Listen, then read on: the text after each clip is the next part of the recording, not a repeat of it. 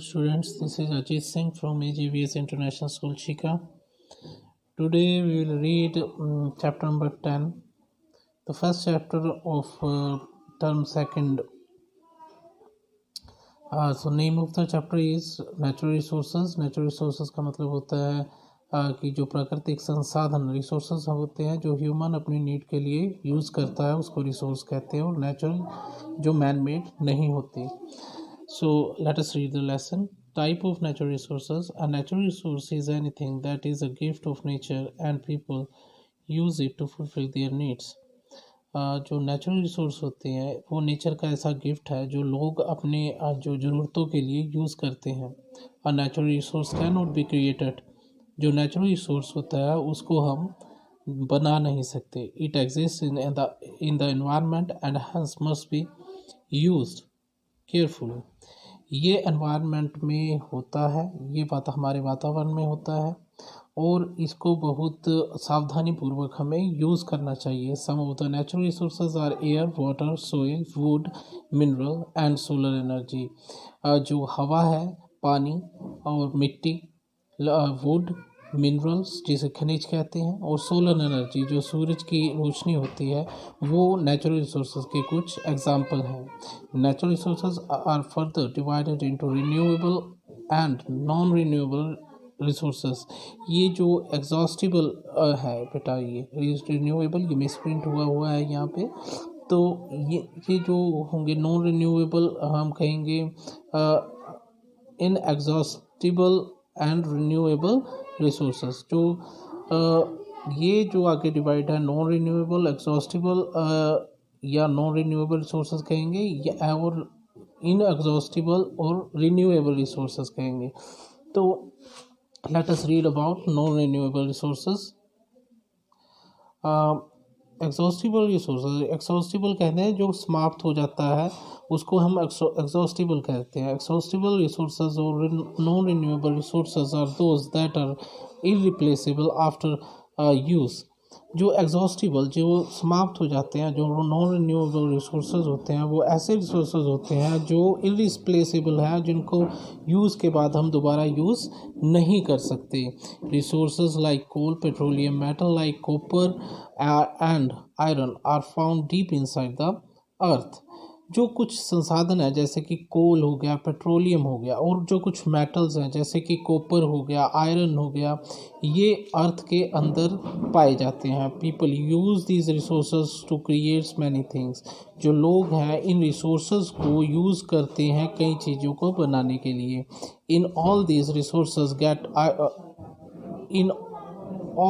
Resources get exhausted, they cannot be replaced.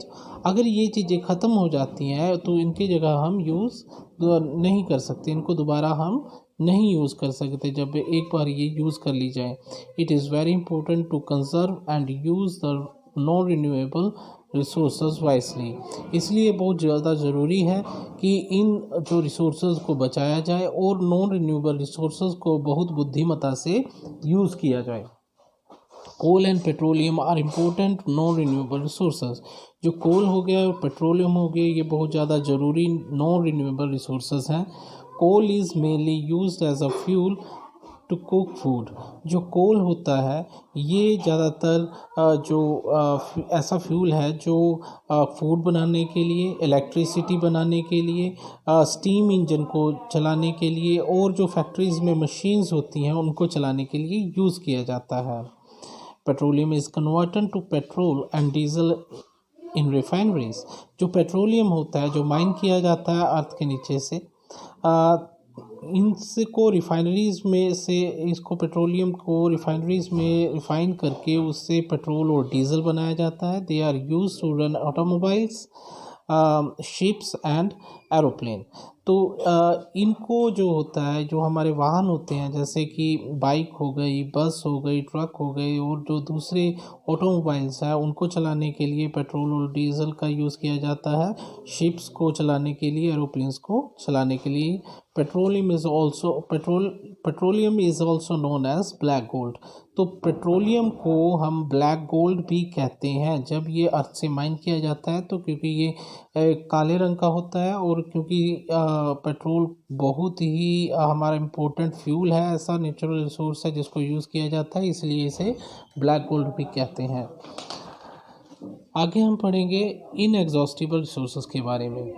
Inexhaustible resource और renewable resources does not gate reduced even after it is used. जो inexhaustible resource ऐसे resource होते हैं, या renewable resource की बात करें, ऐसे रिसोर्स होते हैं जो कि उनके यूज़ के बाद भी ये ख़त्म नहीं होते। Resources such as air, sunlight and water are used continuously and they are available whenever needed।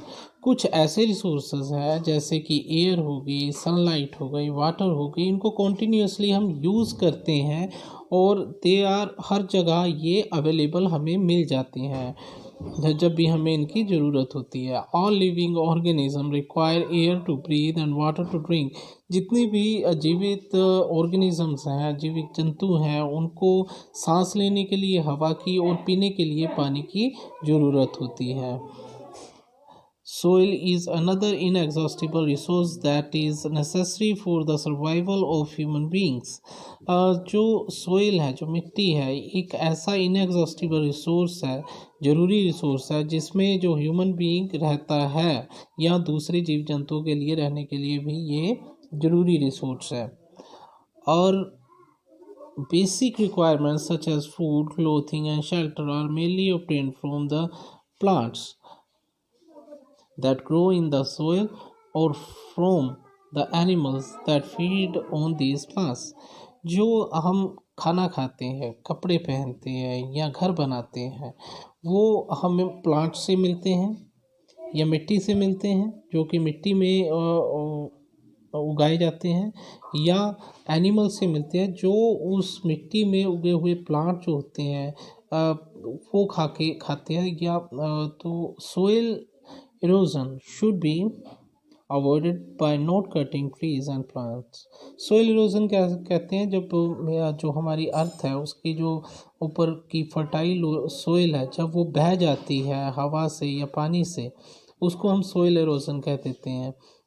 तो सोइल इरोजन को बचाने के लिए हमें ट्रीज़ और प्लांट्स को नहीं काटना चाहिए। Solar energy is use extensively for various activities. कई कामों को करने के लिए हमें सोलर एनर्जी, सूरज की रोशनी की ज़रूरत होती है, उसको यूज़ किया जाता है। It is use to heat water, cook food, जिसे सोलर कुकर जैसे, एंड लाइट स्ट्रीट लाइट। और जो ये सोलर एनर्जी है, इसको पानी गर्म करने में, खाना बनाने में, जैसे कि सोलर कुकर में खाना बनाने के काम में लाया जाता है। और जो स्ट्रीट लाइट होती हैं उन वहाँ पे सोलर पैनल लगा के उन स्ट्रीट लाइट को जलाया जाता है ताकि सड़कों पर रोशनी रहे। Solar energy is also used in villages for irrigation and to run water pumps.